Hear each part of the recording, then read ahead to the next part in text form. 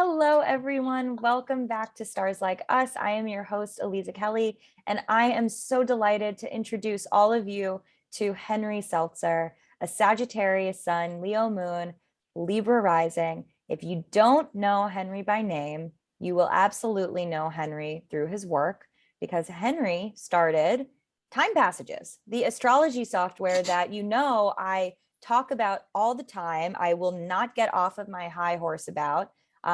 But to give you even more context, Henry Seltzer, transformational astrologer and creator of the TimePassages astrology software, is based in Santa Cruz, California.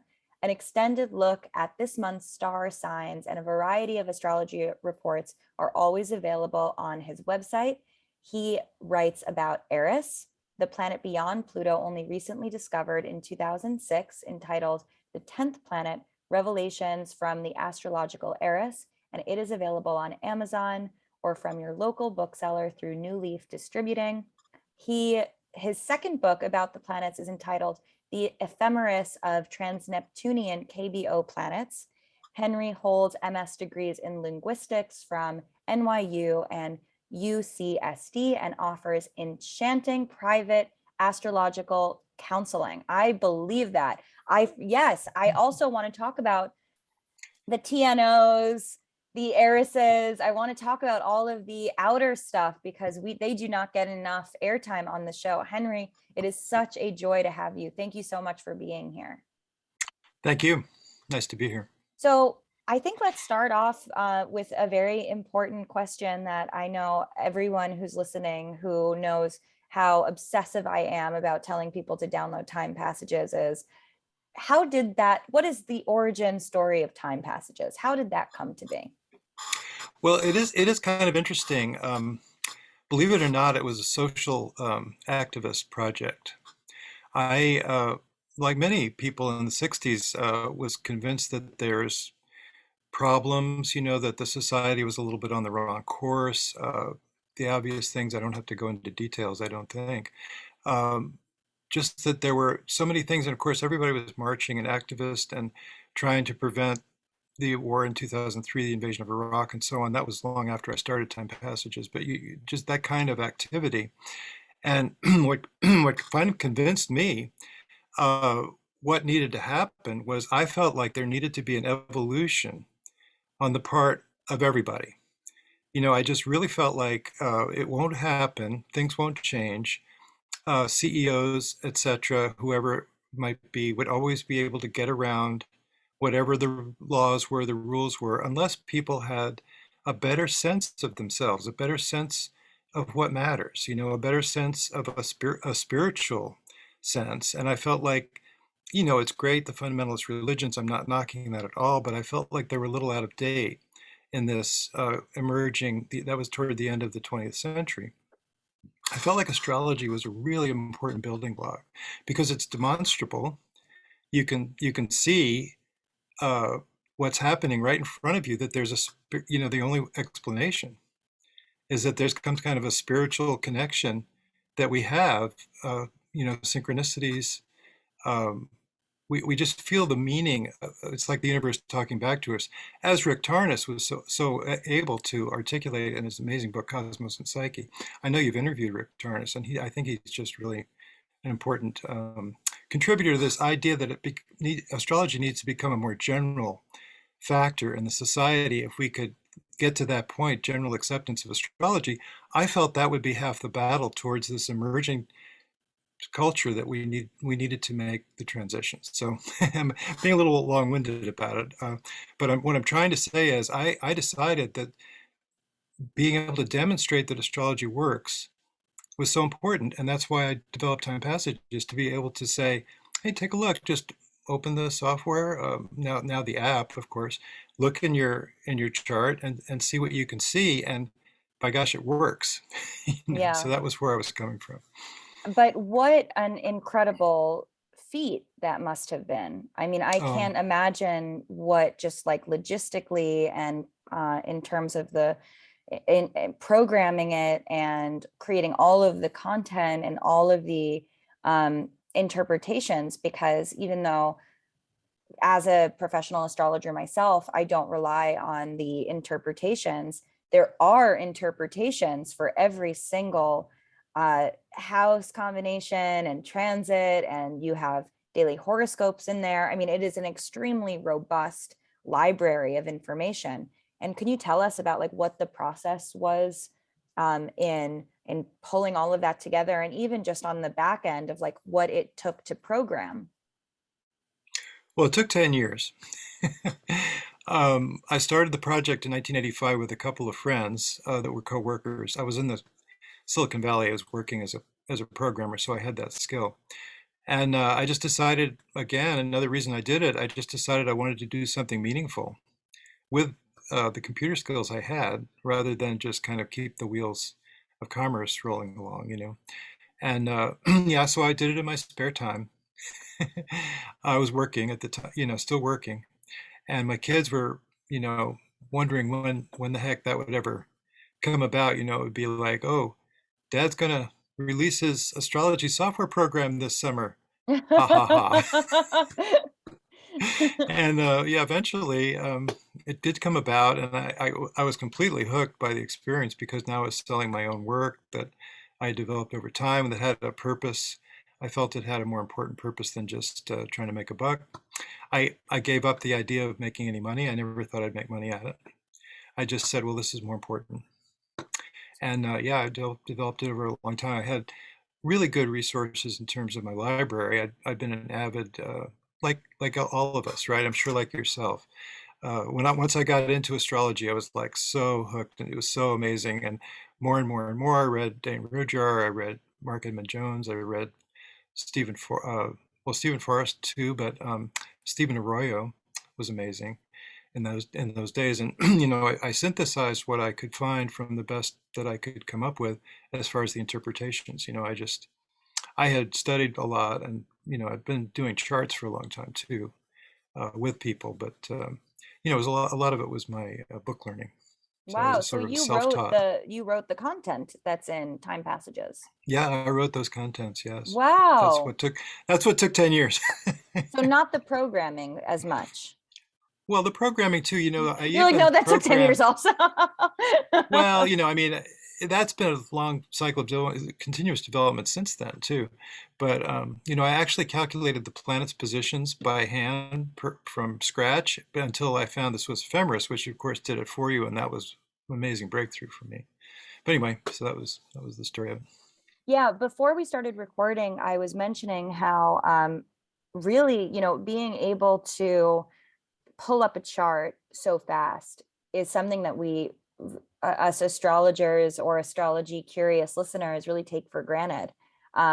Because prior to this software being available on personal computers, in order to calculate a birth chart, you had to work with the ephemeris, and you had to do it by hand, and you had to Yes, have that skill. that's the way I started. Uh, I think in '75 I was doing my first charts, something like that, and then the microcomputer revolution came along in the early '80s. So, but by the time I was working with microcomputers, and I realized the potential there, and of course there was some software already, astrology software was starting to appear, but I felt like I could do one with a better, the user interface for most of those was complex, and I felt like it needed to be very simple. You Mm-hmm. know, just keep it simple so everybody could use it. Everybody could just figure out how to do a chart, put your data in, see the chart, see the evidence in front of you that astrology works, and also be a great introduction to this fabulous field of Well, ours. that is one of the reasons that I am such a staunch advocate for your software, is because it is so legible. It is so Mm. clear. I am obsessed with the fact that you have the bands in the elemental color around the wheel.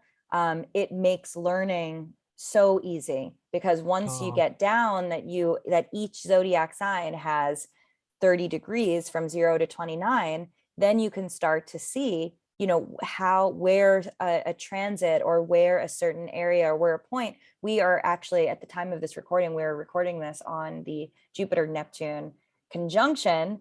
I'm a Pisces moon, you're a Sagittarius sun, so we both have skin in the game here. We both care about the Jupiter Neptune conjunction because it is doing important things in our charts respectively, and because we're Yes. both astrologers, and it's a big deal. But even being able to say to people, okay, locate where 23 degrees and 59 minutes of Pisces is, and you can eyeball it because that band goes from 0 to 29, is an incredible resource. And it's really, it's helped so much in being able to disseminate this wisdom, which obviously, we, because astrology has been able to become so much more accessible, and it has sort of just lent itself to the internet so beautifully. I think that this huge astrology revival is a byproduct of a lot of the work that you were doing in the 80s in creating this.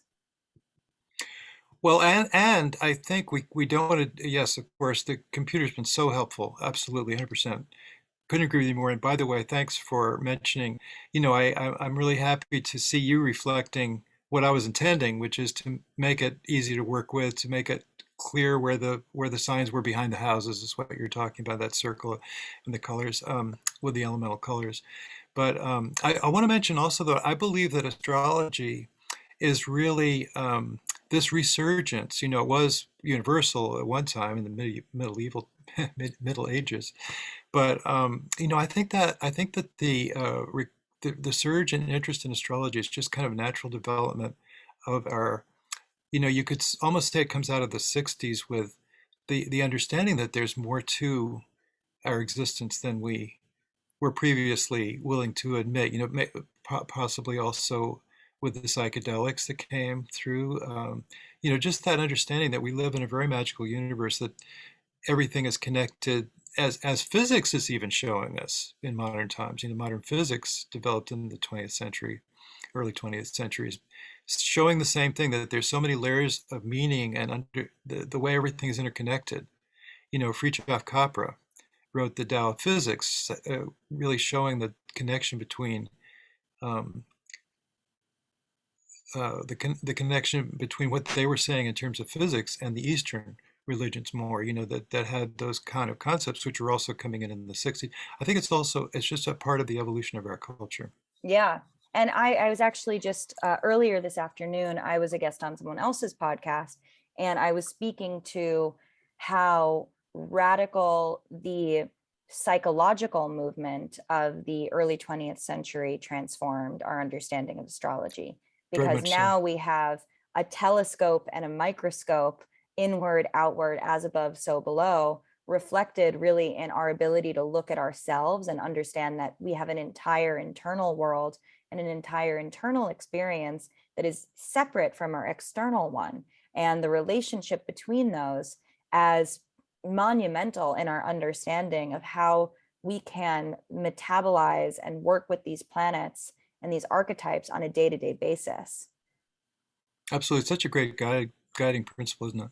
Yeah, it's really extraordinary, which is why I am someone who is very intrigued by the celestial bodies that were discovered in the 20th and 21st century, is Well, of because, course. yeah, I find them to be, I see the pattern and the significance of, for instance, Pluto, right? Like Pluto, discovered in 1930, was discovered in and then assigned the archetypes, assigned the sort of associations, because it was so what the zeitgeist needed at that time. Yes. And if as we continue to discover celestial bodies, I would imagine that they are also archetypes or storylines or narratives or characters that our society needs. And to deny our society's ability to bring those into the folds, to only look at the traditional planets or only apply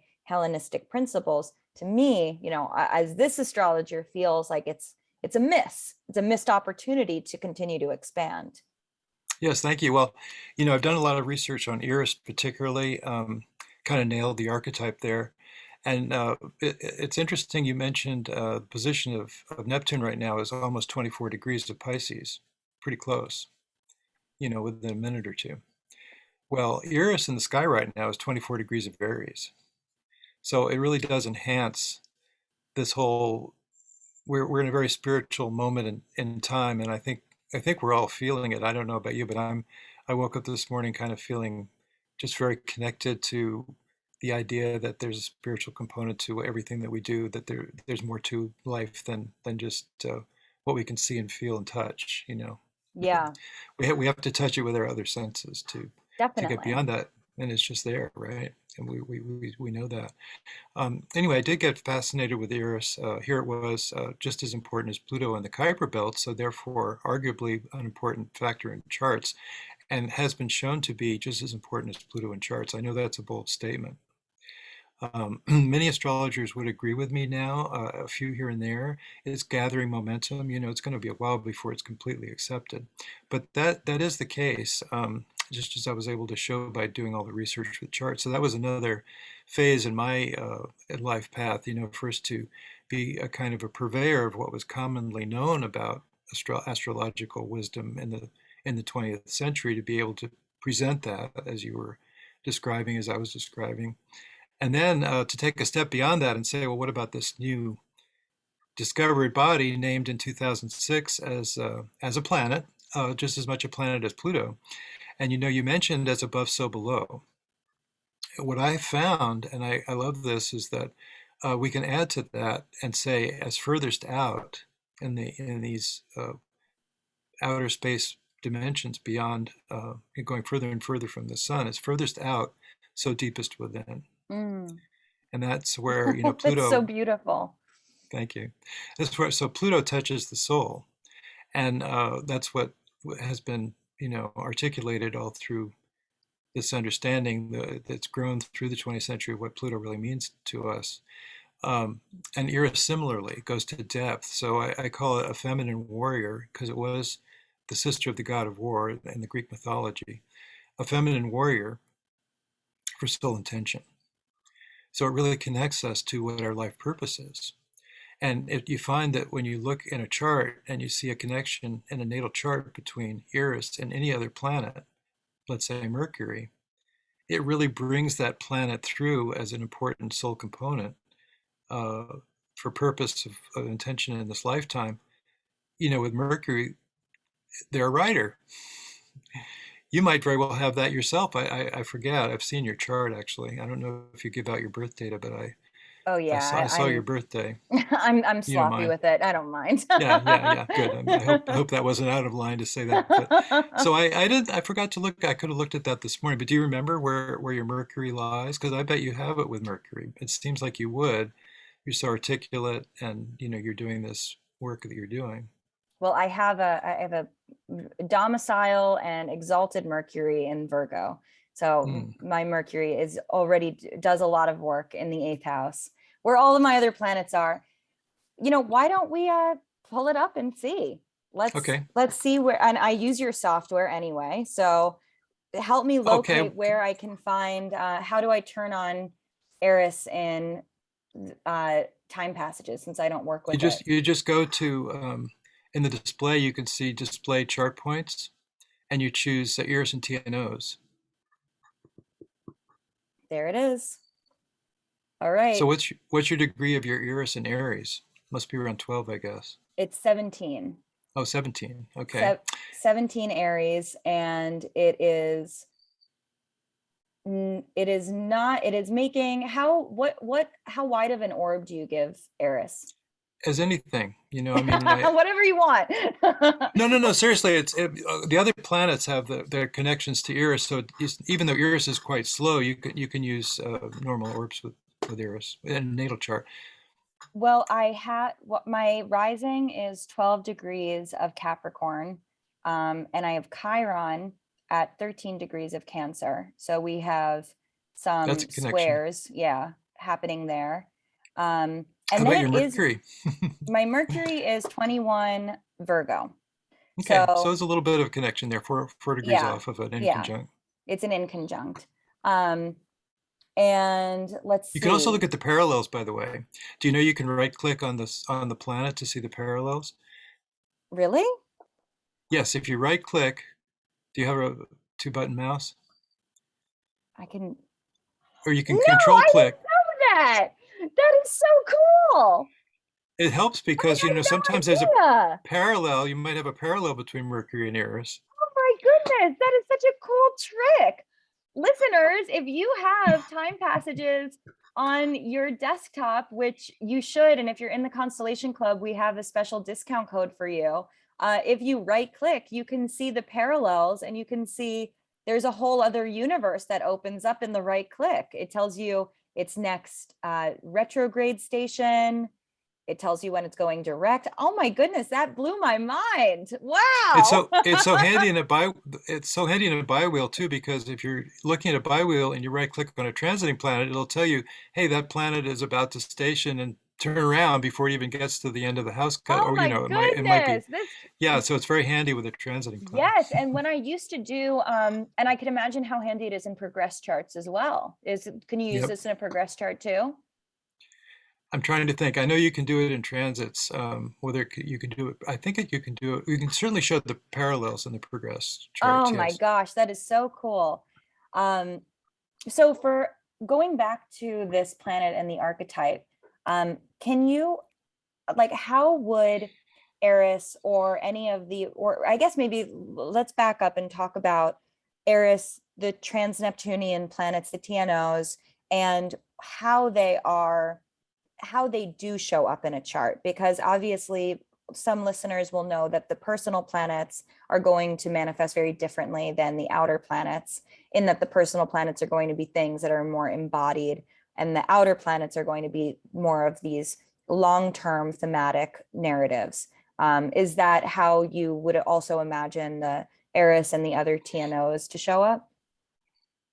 Well, in a natal chart, if you have an outer planet connection to inner planets in any of them, it's pretty dramatic. You become, if there's Neptune connection to your planets, for example, you're kind of that spacey kind of Neptunian kind of half here, half not here, right? And so they all have their different characteristics. Pluto can be, as you know, very compulsive. It can be, that intention to go to the depths of everything. They say Pluto with Mercury is the detective. Got to figure everything out, know the details of everything. Well, Eris, as it turns out, really brings those natal planets. So Eris with Mercury, they're a writer. Eris with Venus, they have that appreciation of the maverick quality. Eris with Mars brings out the masculinity. Neil Cassidy is a great example. He was like this kind of just a fountain of life force, and he was always sexually involved with many people at once and multiple orgasms a day when he was in his prime and so on. And you see it, you can recognize it. I was watching a concert and this guy named Pastoris, who's quite a wonderful jazz musician. The way he kind of was swaggering across the stage told me he had Eris with Mars, and sure enough. Or you see it with people like that are famous Lotharios like Jack Nicholson, who's known for kind of a bit of a womanizer. Same with also, well, just you see it with people. Um, I don't know if I left out any of the personal planets. Oh, with the sun, it just brings out, Gloria Steinem has Eris conjunct the sun. So it's very much, I couldn't find a feminist leader that didn't have strong Eris when I was first Mm. starting this research. I kept expecting to find somebody. There must be one that doesn't have strong Eris, but no, they all had strong Eris. It really brings out that warrior quality. And also, what I realized about the feminine warrior versus a masculine, more traditional warrior concept is that the feminine warrior, they're really fighting for deep need. They're fighting for what is their deepest principle that has to come out. And that's why the feminists are also such great examples, because um, they were trying to rectify a wrong that they felt very clearly, that they weren't being treated as equal to men as far as their ideas and their what they could bring.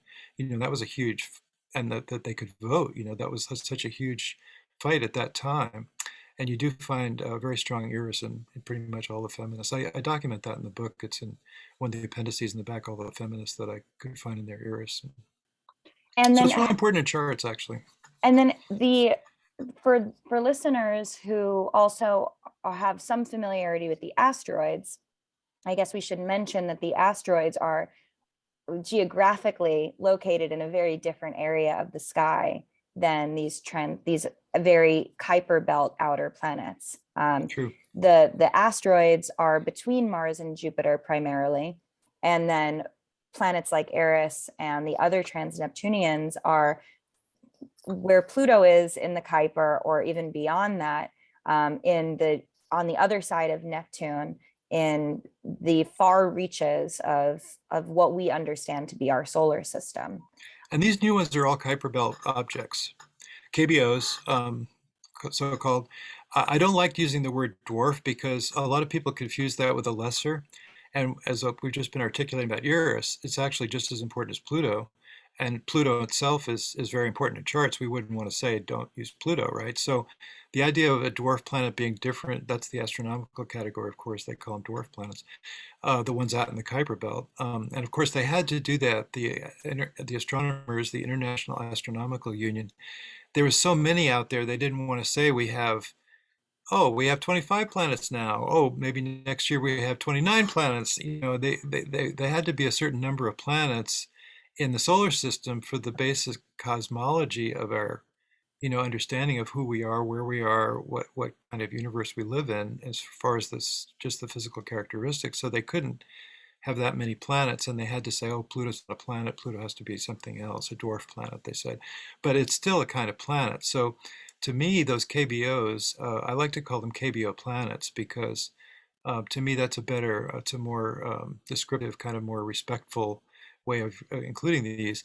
And then what got me fascinated as well, and we can go into it to whatever extent you want to, is Haumea and Makemake are the other two that were officially named as KBO planets by the IAU, along with Pluto and Eris. So those four are actually the ones that are officially named. And I make a distinction there between all these other objects that have been discovered out there and given names in some cases, but they're not officially recognized as planets by the Astronomical Union. So I made a distinction there, and I think it's an interesting one. And I've been researching all four. I mean, well, Pluto we know, but the three new ones, Eris, Haumea, and Makemake, have been the object of my research recently. So would you mind sharing some of the archetypes on those other celestial bodies? And then also maybe we could speak to the fact that we're finally moving out of classical antiquity mythology Hmm, with some of these as well, which I think is really notable and meaningful. And absolutely. yeah, and also maybe there's some cognitive dissonance for us around it because we are so comfortable working, or at least maybe I'm speaking for myself, I'm so comfortable working with the extension of the Greek mythology that, here, at least for me in the United States, I learned about in my childhood and left such a lasting impression. I've come to understand these gods and goddesses are like family members to me now. Yes. So, so going beyond that and introducing other mythologies and other cultural heritages into our understanding is certainly a departure. Yes. Well, it's very interesting what you're bringing up. That's exactly right. So we have a transition, which is Eris was from the Greco-Roman gods and goddesses. She was a Greek goddess of chaos and discord, the sister of the god of war, followed him willingly into the battle and delighted in the groans of the dying. So kind of a bloodthirsty feminine warrior, intense warrior. Um, and from the classical notion of gods and goddesses. But and I was concentrating on these officially named ones. Haumea and Makemake, yes, just as you just said, are absolutely outside of that, coming from indigenous societies, Haumea being the creation goddess of Hawaii, Makemake being the creation god of the Rapa Nui people of Easter Island. And to me, it was quite significant that they were drawn from these other indigenous sources. And when you think of indigenous people, you think of connection to nature. So that was my first take on the possibility that both of these, and they have very similar orbits as well, orbital periods in terms of years are quite similar. Haumea is 284 years, and Makemake is 309. So they're not that they're both longer than Pluto. So they're sort of little Plutos, those two. They're a little bit slower than Pluto. So, and the fact that they were from the indigenous societies made me think of profound connection to nature. And that was my first take. And I've expanded on that to include a concept of natural law. I really think with Haumea, and they're always very charismatic too, these people with strong Haumea, and they have a profound connection to nature as part of their makeup, one way or another. Many times they will say, "Oh, yes, I have to be in nature. That's where I can find where I can breathe." And of course, many people feel that to some extent. So that's what I think when you mention also these new archetypes come along when the society is ready and when the society has need of it. And of course, that connection to nature is something that we're realizing now. I think we're beginning to realize now, and with the environmental issues as well, that we have to take care of our earth. So, and we have to consider ourselves as part of the earth where, there was that whole period of the Enlightenment, which, Robert Hahn calls the Endarkenment, which was the time when we kind of cut some of those connections, the great chain of being that was where people felt they were connected in that time, in that philosophical way. But, what we're beginning to realize is we're not, that was the idea that we're above nature, that nature was an object that we could utilize, that we were special, we were ensouled, but not nature.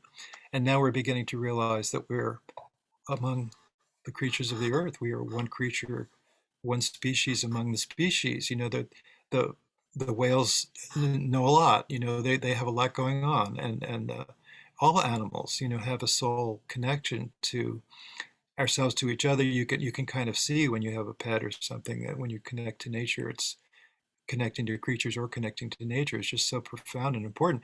And I think it's really beginning.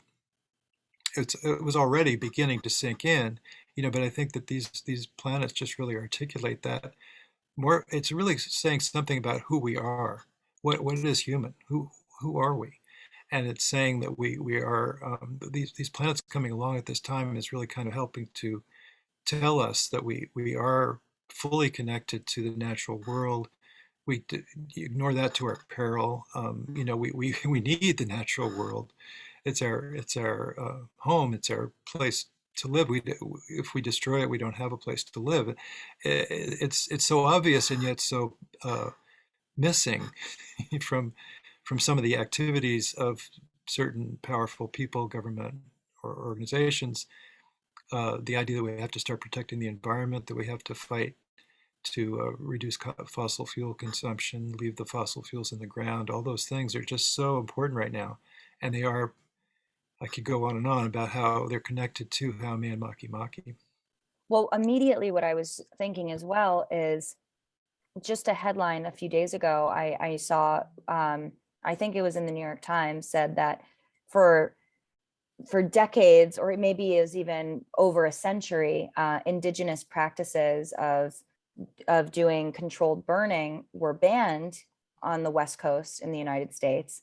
And now, due to climate change, but also climate change being a byproduct of not paying attention, right? Yes, yes. Of climate change being the beast that has come to be of exploitation and oppression and hyper late stage capitalism and consumerism, and like not just simply about where we are today, but as this sort of paradigm, this ideology that did coincide with the Enlightenment and did coincide with the Industrial Revolution.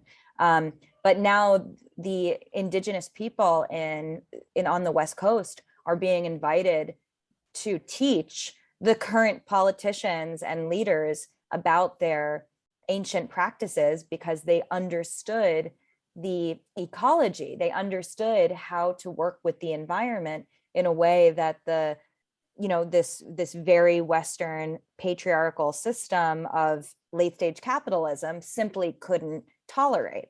And I think about how the narrative of Columbus and the settlers coming from Europe to America, and how they saw that the people living here, the indigenous communities, were living without landlords, and they were like, oh, how could this possibly be, without even realizing like this is life. You know, like this is like Yeah. coexisting. This is how to stay alive, is not just about greed and making the most amount of money, but the recognition of that as something that was less evolved than the oppressive systems of, you know, poverty and royalty and this ranking, you know, Hmm. is it's left such an impression on me because it just seems like such an obvious duh, but has been the mainstream and has been sort of accepted for hundreds of years.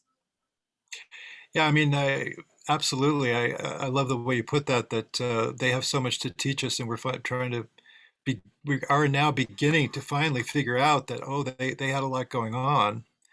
Uh, the indigenous societies that were very, very advanced in their ecology and their way of being in this world that we live in. And of course, they had the idea of 7 generations. Don't do anything that'll mess it up 7 generations, and that's what we're ignoring also. Yeah, it is rather frightening to think that these European colonists came and they didn't see what was right in front of them. You know, the Indians offered friendship, according to some stories, uh, but you know, of course, the colonists thought that they were primitive and they weren't Christian after all, and they had to be taught Jesus, which is it's so narrow and uh, parochial to think that you have the only handle on connection to God, you know, your Totally. culture. Totally. Which is one of the reasons that I love astrology so much, is that it creates this you know, this omniscient universe that doesn't abide by the hierarchy terms that is so present in so many, you know, traditional religions. Is that Yes, astrology can sort of function with a lot of the same spirituality, and you could have certainly talk about ethics as it relates to astrology and have very profound philosophical conversations on it, but you don't have clergy, and you don't have rabbis, and you don't have like figureheads who have been bestowed more divine power. You have a lot of mm, translators, you know, you have a lot of interpreters and a lot of mm. people who are facilitating the conversations, but not who are claiming certain privileges based on being preordained with those abilities. Yeah, well, it was a power dynamic, wasn't it? Yes, Just exactly. every as much as state power was a power dynamic, so was the religious power, Right. Which is why also I theocracy. think going back to, you know, the accessibility of astrology and through, you know, the software of TimePassages, I think that it is really, I think it's profound in that it does allow anyone who is curious to explore and see it for themselves. It really reduces the gatekeeping, which is essential in allowing different types of conversations to open up, so that Yes. it isn't just coming from a few individuals who have access. Yeah, I really do think it's a fundamental building block, along with psychedelics, maybe, for creating a new culture that really has these ethical principles. You know, we saw it in the '60s. They were saying, you know, there's a right way to treat the earth. There's a right way to treat each other. What's wrong with peace, love, and harmony, kindness? Can we avoid war? Can we get away from this violence and power over? And be, you know, you might be amused in the early days when we were beginning to market time passages. A publicist that I was working with came up with the idea of BYOA, be your own astrologer. Oh, I love that. I do love that. That's awesome. And that's exactly what it is. I mean, it really can, it empowers people to see for themselves, which is why I always say, you know, get TimePassages, pull it up, look at it for yourself, see what's going on. Yes, perfect. Learn how to embody these transits and learn what they mean for you, and look forward, look backwards, explore, experiment, and create your own lexicon that makes sense based on your unique circumstances. Yes. But I'm curious though, Henry, in the past decade, we have seen so many new astrology apps. Obviously, there Mm. are, you know, you had your there are these like very iconic, powerful, like, traditional professional softwares, right? We have Solar Fire, and we have Yes. Astro Gold, and we have these like very serious astrologers who created this. But then we also have this wave of non-astrologers making astrology apps and software. And Hmm. we have CoStar and we have the Pattern, and those have become very popular. Listeners will know that I do not co-sign any of them, but still they are a lot of people's gateway into astrology. Hmm. I'm curious about what your thoughts are on them as someone who has this software that you were developing since the 1980s. Well, yeah, we were early compared to this wave, and I did see the wave coming. I didn't see the profits. I swear to God, my thought was, well, I'm giving up money because I could be, continuing my programming career in the Silicon Valley, and that would be a way to have a good income, and I would have retirement and all that. I gave up all that. I didn't have any retirement. I sunk everything into developing the software, and it wasn't because I was seeing the possibility of making money at it, but it was just I did see the importance of astrology. I did feel like we were on the right side of history, that astrology was going to become more important, and that to me, that's the biggest message of what you just articulated about all these other things springing up, of course, um, because it's become so important in our current society. Really took off. There was a while when it didn't seem like it was going anywhere in the 70s, 80s. It was kind of you couldn't see this future until later. But now it's so popular. It's wonderful. To me, it's wonderful. All these roads to astrology are wonderful, and they could be, getting your feet wet, getting your feet wetter, getting more and more to understand it. And of course, what we tried to do always is bring um, the greatest connection to the real truth of it, to try to talk about it in a serious way and not just, it's a great way to figure out how you're going to get your next raise or something like that, but it's more of a serious study and a more serious about evolution, about personal evolution, which I really feel is where everything is at. Alan Oken, who just recently passed away, great loss, always said, and I love this, that he always said, why are we here? We're here to grow. We're here to grow in our understanding of ourselves. We're here to, as Jung always talked about, the individuation process, to become more who you are, more authentically who you are. And I really think that's the purpose, the ultimate purpose of the study of astrology, of all of our life studies, to really find out who we are, to become the best version of ourselves that we can muster. What Alan always used to say is this process of self evolution is the only game in town, or it's the only game that holds any interest for me. And I always loved that.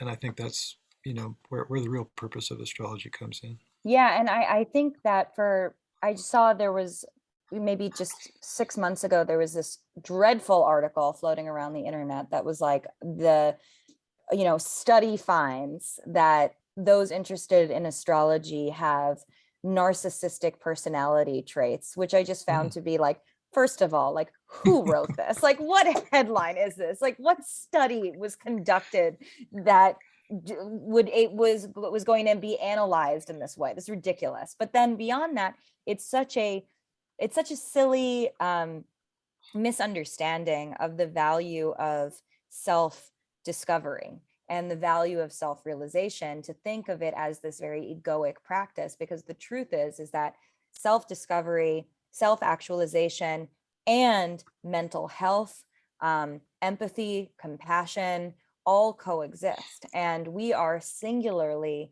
responsible for tending to our own self-development, for tending to our own emotional state, for figuring out what we need in order to live a life that is most functional for us. And if everyone was in the practice of looking inward and looking outward in tandem, I think that we would live in a much healthier society. Yeah, I feel like the answer to that guy's writing that article is, you're a narcissist.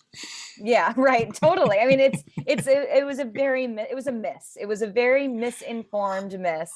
And I was certainly not the only person who was disturbed by it. So I'm sure that writer discovered that astrologers are very ubiquitous on Twitter, and to be a little bit less reckless next time he decides to name something that.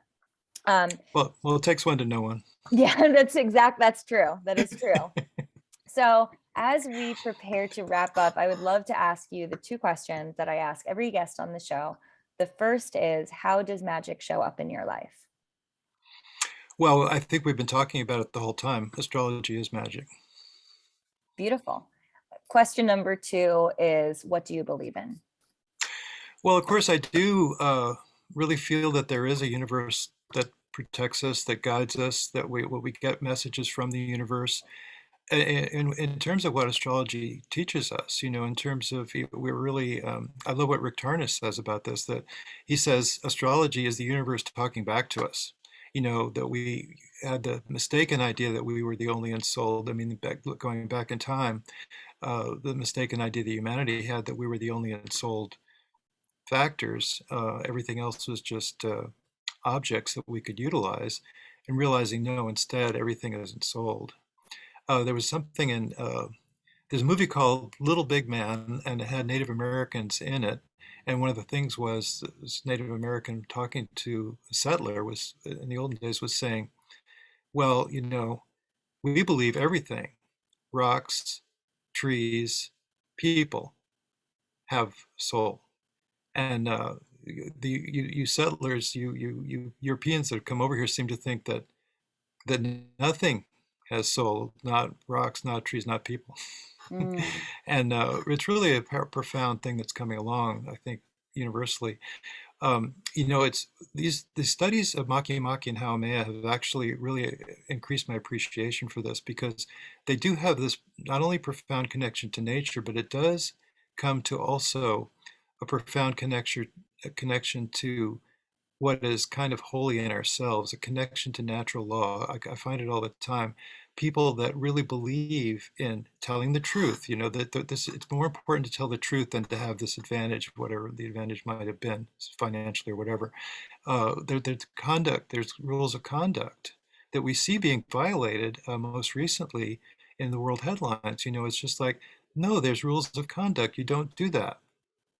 And people that have that understanding and that do the right thing, that are really oriented towards right action, right relationship, I tend to call it, or natural law, you could call it, to bring the idea of nature back into it. It's kind of like perennial wisdom that's there. It's part of our understanding of what we are, what is the proper way to be a human, to be a stand-up human, right? And so I think that what I'm finding over and over again, the people that seem to have those connections, they do oftentimes have a strong presence of Haumea and or Makemake in their charts. And can I bring up one chart? Do we have time for that?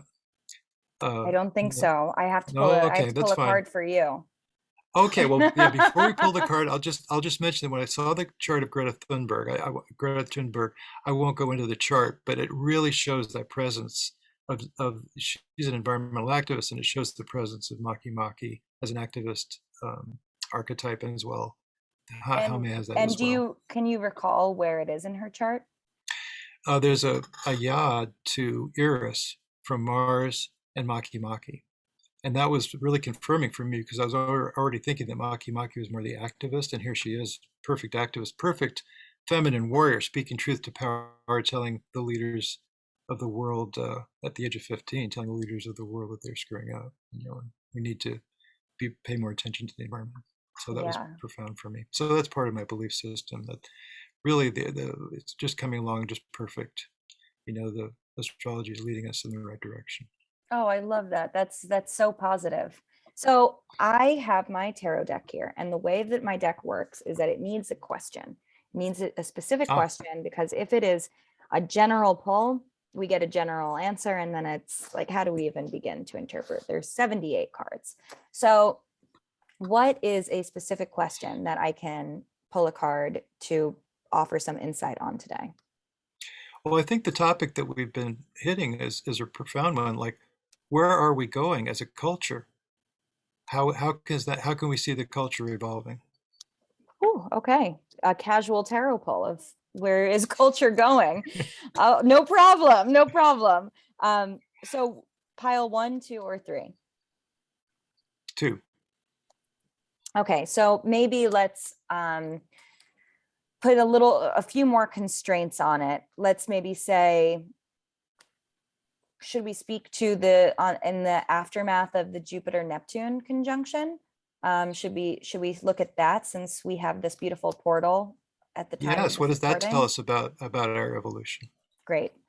All right. So what does Jupiter and Neptune tell us about our cultural evolution, and what are the energies that we should be aware of as a result of this beautiful, powerful conjunction?